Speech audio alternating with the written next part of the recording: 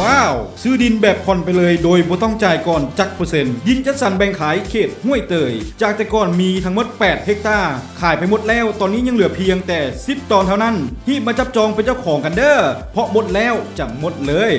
สถานที่ตั้งใกล้กับตัวเมืองห่างจากมหาวิทยาลัยแห่งชาติดงโดกเพียง6 กิโลเมตรเท่านั้นและใกล้กับกระทรวงปลูกใหม่แถวดงมะขายเริ่มจากสี่แยกไฟแดงตาลมีไซ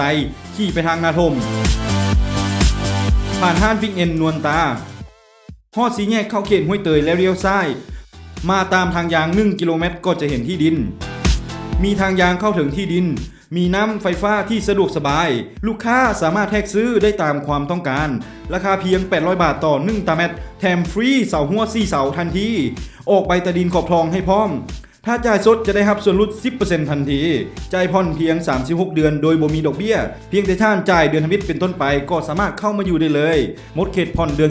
12/2019 นี้เท่านั้นสนใจสอบถามได้ที่เบอร์โทรหรือ WhatsApp